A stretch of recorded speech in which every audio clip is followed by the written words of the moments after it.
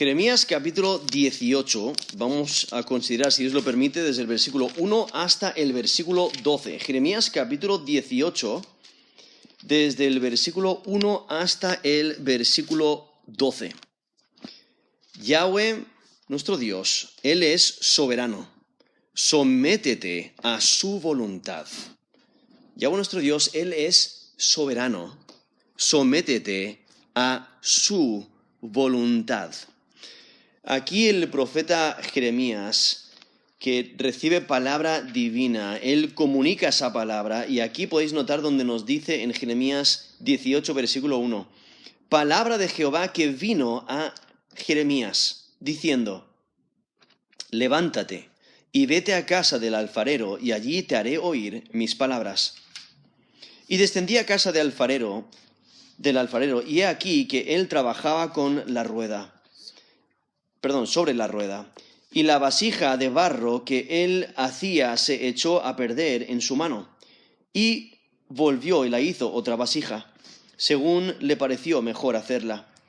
Entonces vino a mí palabra de Jehová diciendo, ¿no podré yo hacer de vosotros como este alfarero, oh casa de Israel? Dice Jehová. He aquí que como el barro en la mano del alfarero, así sois vosotros en mi mano, oh casa de Israel. En un instante hablaré contra pueblos y contra reinos para arrancar y derribar y destruir. Pero si estos pueblos se convirtieren de su maldad contra la cual hablé, yo me arrepentiré del mal que había pensado hacerles. Y en un instante hablaré de la gente y del reino para edificar y para plantar. Pero si hiciere lo malo delante de mis ojos, no oyendo mi voz, me arrepentiré del bien que había determinado hacerle.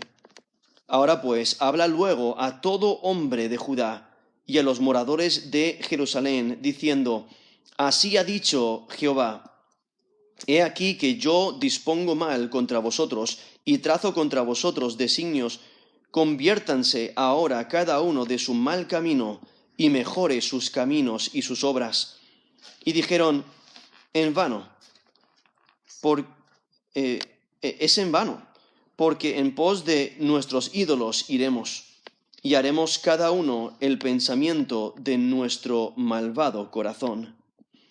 He leído Jeremías 18, desde el versículo 1 hasta el versículo 13, y podéis notar cómo Jeremías, él está proclamando un mensaje de arrepentimiento, o sea, está pidiendo al pueblo que se arrepienta de sus pecados, que mejore sus caminos, que cambie su conducta, que cambie sus pensamientos, que cambie la manera en que hace las cosas. Lo que ocurre aquí, vemos como Dios usa al alfarero para ilustrar cómo trata con la humanidad. Y al igual que el alfarero determina la forma que dará a la arcilla cuando lo moldea en una vasija, Dios tiene esa autoridad sobre toda nación, sobre toda persona. Ahora aquí el contexto en el cual nos encontramos es que el reino del sur de Israel, que es Judá, no está siendo fiel a Dios. Se ha entregado a la idolatría, a adorar a dioses falsos, no está viviendo conforme al pacto, no está viviendo conforme a los mandamientos de Dios, no está agradando a Dios en su día a día, y por ello Dios le pide que se arrepienta antes de que sea demasiado tarde. Pero aquí este texto destaca cómo el pueblo persiste en su terquedad. Por eso ahí al final, en versículo 12, ellos responden, es en vano, porque en pos de nuestros ídolos iremos, haremos cada uno el pensamiento de nuestro malvado corazón, dando a entender esa rebeldía, esa terquedad, donde quieren persistir en su maldad, sea lo que sea que Dios diga, sea lo que sea que los profetas de Dios les comuniquen, vez tras vez les están pidiendo arrepentimiento, les están pidiendo que clamen a Dios, que vuelvan a Él, y Dios a través del profeta Jeremías, vez tras vez, les pide que se arrepientan y les pide que reconozcan lo que ya ha hecho con las 10 tribus del norte, con el el reino de Israel, porque hay que recordar que después del rey Salomón se dividió el reino de Israel en dos reinos. El reino del norte, 10 tribus, siguieron a Jeroboam, y las demás tribus siguieron a Roboam, que era el hijo de Salomón. Entonces se dividió el reino. A este punto el reino está dividido, pero el reino del norte, por ser infiel a Dios, ya ha sido llevado cautivo a Asiria. Fue llevado cautivo a Siria en el 722 a.C. Y entonces Judá no fue llevado cautivo a Siria porque confió en Dios y Dios les protegió, pero han persistido en su rebeldía. Entonces Dios les está diciendo, oye, cambiar vuestra conducta, arrepentíos de vuestra maldad, mejorar vuestros caminos, y entonces os voy a continuar bendiciendo, no os voy a maldecir. Y todo se basa en el pacto que Dios estableció con ellos en Sinaí. Y en Deuteronomio 28 presenta bendiciones y maldiciones dependiendo de si se obedece la palabra de Dios o no, si se cumple el pacto con Dios o no, si realmente se pone en práctica la palabra de Dios o no. Y entonces una de las maldiciones es si no obedecen a Dios, si no ponen en práctica sus mandamientos, van a ser llevados cautivos. Eso es lo que ocurre al reino del norte. Ya fue llevado cautivo a Siria. Ahora la amenaza se presenta que viene, y si no se arrepienten, pues van a ser llevados cautivos por su maldad. Y entonces, aquí en Jeremías capítulo 18, desde el versículo 1 hasta el versículo 12, Dios destaca su soberanía. Él tiene todo el control. Él es el creador de los cielos y la tierra, y Él puede hacer lo que Él quiere con su creación. Y entonces, aquí Él usa la ilustración del alfarero para dejar claro que, al igual que el alfarero puede hacer lo que Él quiere con la arcilla que está moldeando, y si no sale como Él quiere que salga, pues lo puede aplastar otra vez y rehacer, ¿no? Y puede continuar hasta que esté satisfecho con ello. Pues eso es lo que Dios puede hacer. Y Dios tiene un plan para cada persona, para cada nación. Y aquí vemos cómo Jeremías, quien es un profeta de Dios, un profeta de Yahweh, el Dios verdadero, recibe palabra divina. Él aquí mismo identifica, esto no es mi palabra, esto no me lo he inventado, ha venido de Dios. Por eso en versículo 1 dice, palabra de Jehová que vino a Jeremías diciendo. Y entonces Dios le dice, levántate, vete a casa del alfarero y allí te haré oír mis palabras. ¿Vale? Entonces Dios le manda que vaya a la casa del alfarero porque ahí le va a revelar su palabra. Ahora, era común que Dios revelase su palabra a sus profetas en eventos comunes de vida diaria. Incluso aquí en Jeremías, en el capítulo 1, en versículo 11 al 14, dice, la palabra de Jehová vino a mí diciendo, ¿qué ves tú, Jeremías? Y dije, veo una vara de almendro. Y me dijo Jehová, bien has visto, porque yo apresuro mi palabra para ponerla por obra. Y vino a mí la palabra de Jehová por segunda vez, diciendo, ¿qué ves tú? Y dije, veo una olla que hierve, y su faz está hacia el norte. Y me dijo Jehová, del norte se soltará el mal sobre todos los moradores de esta tierra. Eso es Jeremías 1, del 11 al 14, donde ahí vemos cómo Dios revela su palabra en momentos comunes y usa diferentes ilustraciones para enseñar su palabra. Eso es acabo de leer Jeremías 1, del 11 al 14, donde menciona esa vara de almendro o esa olla que hierve. El punto es que Dios, una vez más, aquí comunica su palabra de una manera gráfica, una manera visible, donde menciona aquí el alfarero. Y Jeremías tiene que ir y observar al alfarero. ¿Vale? Tiene que ir y observar lo que hace el alfarero, cómo trabaja. Nos dice versículo 3, y descendí a la casa del alfarero. Esto es Jeremías 18, versículo 3. Descendí a la casa del alfarero, y aquí que él trabaja sobre la rueda. ¿Por qué tiene que descender? Porque Jeremías, lo más probable, estaba cerca del templo, lo cual estaría en la cima de ese montecito, el monte de Sión, Y entonces los alfareros estarían más cercanos al agua, ¿no? Donde estarían los riachuelos o los ríos, entonces el Cedrón, por ejemplo. Entonces tendría que bajar a donde está el alfarero. Y entonces dice, he aquí que él trabajaba sobre la rueda. Lo que hay que notar es que Jeremías rápidamente obedece. Rápidamente se somete al plan de Dios. Él no cuestiona, sino que obedece la palabra de Dios y la cumple. Él va a la casa del alfarero y nos dice que observa al alfarero trabajando sobre la rueda. Ahora, la rueda simplemente está hablando básicamente del disco sobre el cual trabaja, ¿vale? La rueda del alfarero comenzó como un simple disco de piedra o de madera sobre un pivote y van girando con la mano mientras lo van formando la arcilla. Luego ya se evolucionó la técnica y lo hicieron con doble rueda, donde había una rueda inferior pesada que la movían con los pies o con el pie, y entonces mientras tanto la rueda superior, pues ahí es donde tenía ese trozo de arcilla que era más pequeña y lo usaban para tornear, ¿no? Para moldear la arcilla. Entonces aquí está Jeremías, él está observando a este alfarero, que él está usando la rueda para moldear la arcilla conforme a su designio, conforme al plan que tiene para ese trozo de arcilla. Y esa vista del alfarero le recuerda a Jeremías que Dios es soberano, porque está observando al alfarero, que él nota que si esa vasija no le sale como piensa que debe salir, pues rápidamente la deshace y le empieza otra vez, ¿no? Entonces vuelve a empezar, la rehace, y es porque tiene control total sobre la arcilla. Él es quien gobierna esa arcilla. Él es el que tiene esa autoridad para hacer lo que quiere con esa arcilla. No la desecha, sino que continúa formándola hasta que llega al lugar que le place, ¿no? O sea, él decide qué ocurre con esa arcilla, con ese barro. Y por eso nos dice el versículo 4, y la vasija de barro que él hacía se echó a perder en su mano.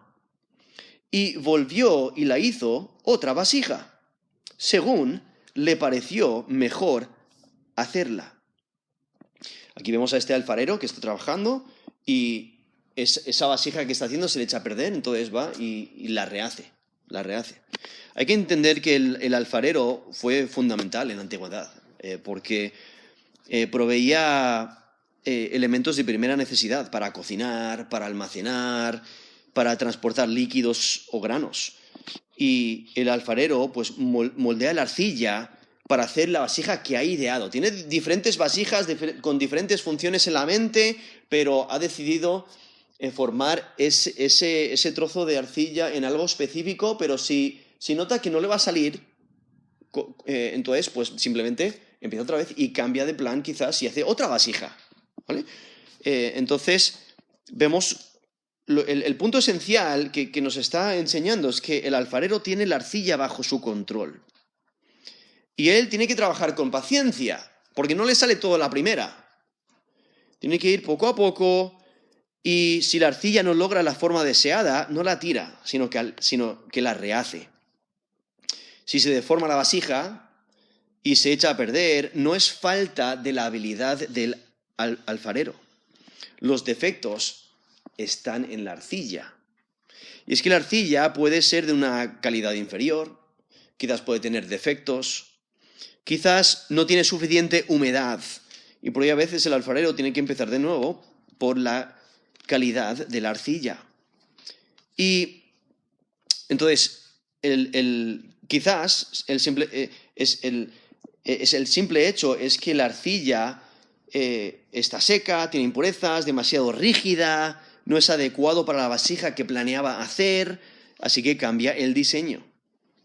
Asimismo, lo que Dios hace con esta ilustración lo asemeja a su autoridad y su soberanía y su capacidad de moldear las personas y trabajar con cada persona de manera individual y con cada nación de manera individual.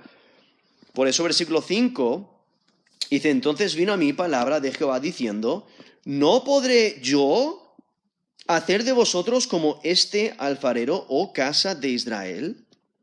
Entonces, al igual que el alfarero puede hacer lo que él quiere hacer con esa arcilla, pues Dios también tiene esa autoridad, ese control, esa soberanía. Entonces, Dios es quien determina qué hacer con las personas, pero también la calidad de la persona determina lo que Dios puede hacer con ellas. Es que el texto enfatiza la perseverancia del alfarero, para que él persevera para hacer que esa arcilla tenga valor. Y entonces aquí vemos como Dios empieza a explicar lo que quiere decir con esa ilustración. En versículo 6 dice, ¿no podré yo hacer de vosotros como este alfarero, oh casa de Israel? Dice Jehová, he aquí que como el barro en la mano del alfarero, así sois vosotros en mi mano, oh casa de Israel. Entonces en esta ilustración Dios se identifica como el alfarero y la arcilla es el pueblo de Israel. Y a través de las Escrituras vemos varias veces donde identifica a Dios. Una de las imágenes le presenta como el alfarero, como en Isaías 64, versículo 8. Ahora pues, Jehová, tú eres nuestro Padre, nosotros barro, y tú el que nos formaste. Así que obra de tus manos somos todos nosotros. Eso es Isaías 64, versículo 8. Y es que el hombre es una creación de Dios. Y por ello debe someterse a su soberanía. Y es que Yahweh, el Dios verdadero, actúa con su creación como lo hace el alfarero con su arcilla. O sea, Dios moldea a cada persona conforme a su soberanía. Y por ello la figura del alfarero enfatiza la autoridad que Dios tiene sobre su pueblo y la importancia de la sumisión a su voluntad. Por eso en Isaías 45, versículo 9, dice el profeta Isaías, inspirado por Dios, ¡ay del que pleitea con su hacedor, el tiesto con los tiestos de la tierra! ¿Dirá el barro al que lo labra, ¿qué haces? ¿O tu obra no tienes manos? No tiene manos. Entonces ahí vemos Isaías 45, versículo 9, resalta esa insensatez de pensar de que el barro que está en la rueda se va a pelear con el alfarero. No ocurre. Eso es Isaías 45, versículo 9. Entonces hay que descansar en la soberanía de Dios, hay que confiar en su soberanía, hay que someterse a la soberanía de Dios. Y es que a la arcilla maleable se le puede dar forma sin romperla. Se la puede dar la forma deseada, pero la arcilla, que no es maleable, se tiene que usar para otra cosa. Y el alfarero continúa trabajando con la arcilla hasta que se satisface y hasta que esa arcilla, él puede lograr algo que satisface sus requisitos. Y es que Dios continúa obrando en personas conforme a su plan.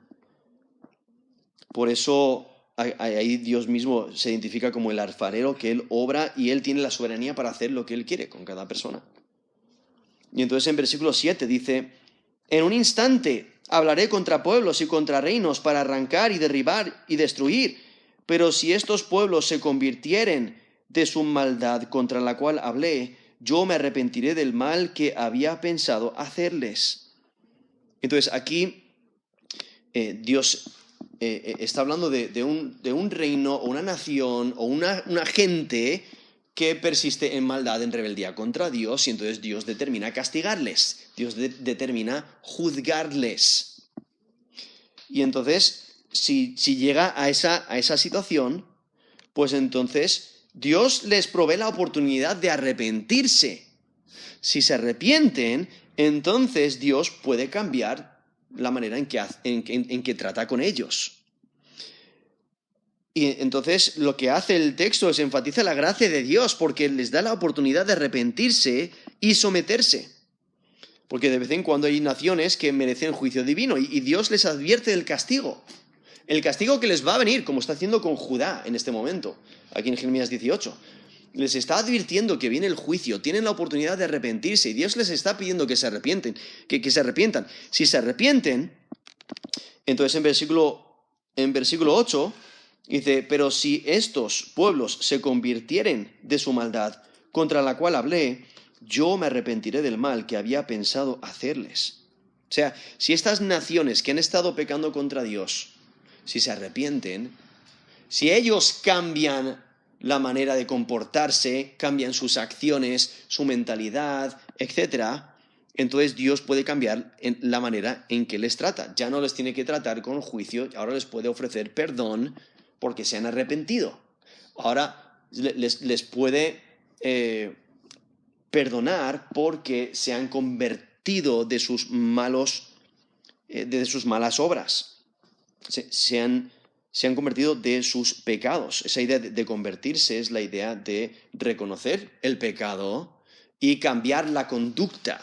Es un cambio de 180 grados. Vas hacia una dirección y te das cuenta de que vas en el camino erróneo, entonces abandonas ese camino, te arrepientes de tu pecado y das la vuelta y caminas en el camino correcto, en el camino recto. Y entonces a eso es lo que Dios se refiere. O sea, aún el peor de los pecadores, si se arrepiente y clama a Dios para salvación, Dios le salva, Dios le perdona. Y por eso aquí menciona una nación que Dios le ha anunciado ya que le viene juicio, pero si se arrepienten, entonces Dios les perdona. Dios puede actuar de una manera diferente.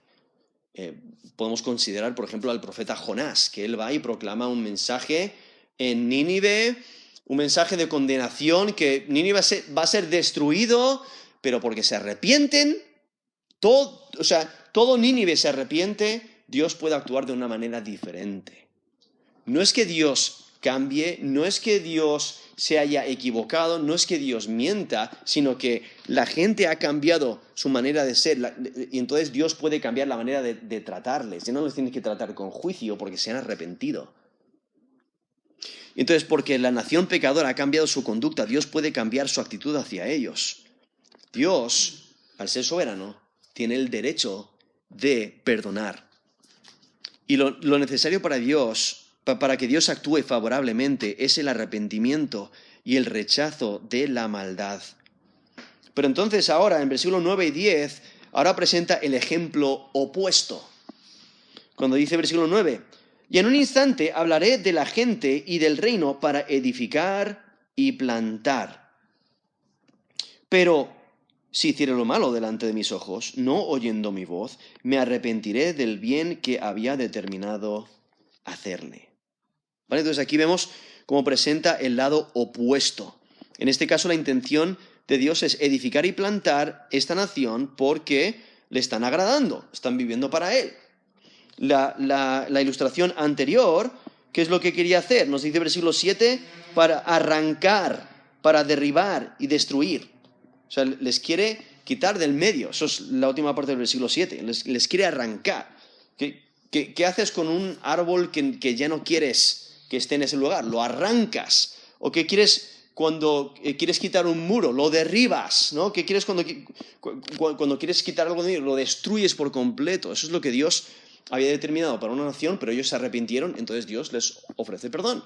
Pero luego presenta aquí, en versículo 9, a la otra cara de la moneda, gente o el reino que Dios les quiere edificar, les quiere plantar, les está mostrando bendición. Pero nos dice el versículo 10 que se rebelan. O sea, si esa nación está dedicada a hacer lo malo y en no escuchar la voz de Dios, le irá mal. O sea, el cambio de conducta resultará en un cambio de actitud de parte de Dios. Ellos cambiaron, entonces Dios puede cambiar la manera en actuar hacia ellos.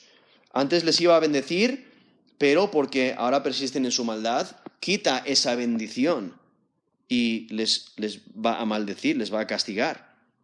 Es que Dios, al ser soberano, tiene el derecho de dar su bendición y de retirar su bendición.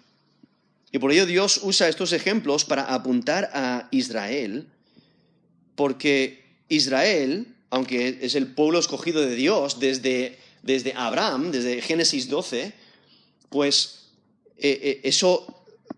ellos no deben de asumir que Yahweh les va a bendecir automáticamente. Tienen que obedecer a Dios, tienen que cumplir su palabra, tienen que poner en práctica sus mandamientos, tienen que servirle con fidelidad. Y es que Israel debía obedecer a Dios para recibir bendición. Cualquier posibilidad de ser edificados y plantados estaba relacionado con el poner en práctica los mandamientos de Dios. Debían hacerlo recto delante de Dios. Y es que Israel solo disfrutaría las bendiciones de Dios sobre la base de su obediencia al pacto. Y como mencioné en Deuteronomio 28, nos menciona esas bendiciones y maldiciones, dependiendo de si se obedecía o no las exigencias del pacto. Y por ello en versículo 11, Dios dice: ahora pues, habla luego a todo hombre de Judá y a los moradores de Jerusalén, diciendo: así ha dicho Jehová, he aquí que yo dispongo mal contra vosotros y trazo contra vosotros designios, conviértase ahora cada uno de su mal camino y mejore sus caminos y sus obras. O sea, este mandato de Yahweh para Jeremías es proclamar este mensaje a todo Judá y a los moradores de Jerusalén. Jerusalén era la capital de Judá, donde ahí estaba la ciudad de David, ahí estaba el templo, y entonces debe proclamar este mensaje a todo Judá, todo el territorio de Judá, pero la capital también. Ellos tienen la responsabilidad de responder correctamente. Y por ello aquí dice esas primeras dos palabras del versículo 11, ahora pues, son palabras que presentan la conclusión del argumento. O sea, Yahweh, el Dios verdadero, está planeando juicio contra Judá por causa de su maldad. Por eso lo ha ilustrado anteriormente, ha dado esos dos ejemplos, diciendo: mira, cualquier nación que haga lo malo, pero cuando yo le alerte de que viene el castigo, se arrepiente, entonces puedo tratarles de una manera diferente y perdonarles. Pero una nación que hace lo bueno y luego cambia y hace lo malo y no quiere arrepentirse, entonces le va a venir juicio. O sea, Dios tiene toda la soberanía y Él puede ofrecer su bendición o quitar su bendición, retirar su bendición. Y por ello Dios les anuncia aquí a Judá que está planeando juicio contra Judá por causa de su maldad. Sus vidas requieren la ejecución de las maldiciones del pacto. Solamente un cambio radical de conducta puede evitar la catástrofe. O sea, deben de convertirse de sus malos caminos, deben de arrepentirse de su maldad y buscar a Dios. Por eso nos dice ahí en la mitad del versículo 11, he aquí que yo dispongo mal contra vosotros y trazo contra vosotros designios, conviértase ahora cada uno de su mal camino y mejore sus caminos y sus obras. Entonces, deben de cambiar todo lo que hacen, deben de arrepentirse de su conducta, de sus obras, de sus hechos, de toda su maldad, de todos sus desvíos de la ley de Dios. Deben de arrepentirse y volverse al camino correcto. Deben de mejorar sus caminos y sus obras. Pero entonces, en versículo 12, vemos cómo Dios, al ser soberano, Él conoce cómo van a responder. Y Él conoce los corazones de Judá. Y por ello dice, versículo 12, y dijeron: es en vano, porque en pos de nuestros ídolos iremos, y haremos cada uno el pensamiento de nuestro malvado corazón. Entonces, a pesar de que Dios les advierte de que viene el castigo, a pesar de que les ha dicho que su conducta es errónea, el camino por el cual van les lleva a la muerte, les lleva al castigo, les lleva al juicio, ellos persisten en su rebeldía, les da absolutamente igual. Entonces, por eso dicen, es en vano. O sea, como el decir, pues me da igual.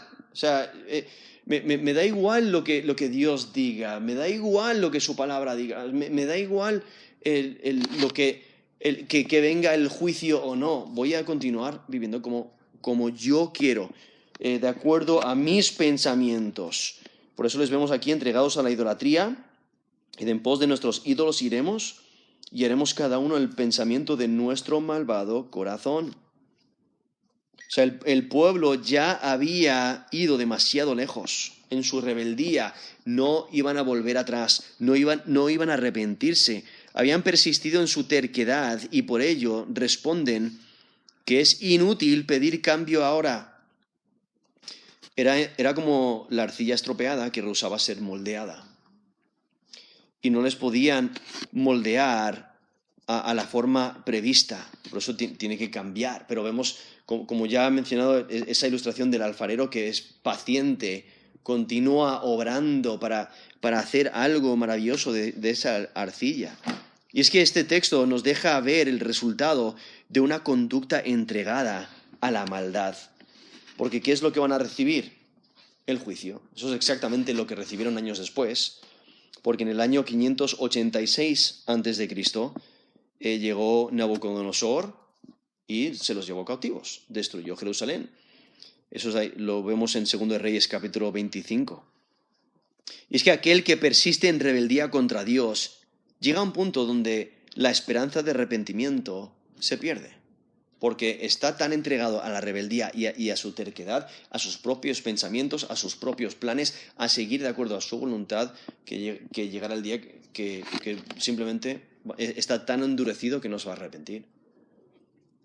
Y es que son tan tercos por su maldad, en su maldad, que están satisfechos siguiendo sus corazones malévolos. Y cuando llega a ese punto, el juicio es inevitable. Y por eso es tan esencial reconocer la soberanía de Dios, reconocer nuestra posición delante de Él y arrepentirnos y asegurarnos que estamos caminando conforme a su palabra, caminando en su camino, viviendo conforme a su voluntad, no conforme a nuestra voluntad. Entonces, que reconozcamos su soberanía. Eso es lo que este texto está destacando. Dios es soberano y Él puede hacer con su creación lo que Él quiere hacer. Sometámonos a su voluntad. Siempre es mejor someternos a su voluntad. Siempre es mejor poner en práctica su palabra. Siempre es mejor serle fieles a Él y obedecerle. Es que Yahweh es soberano. Sométete a su voluntad. Vamos a terminar en oración.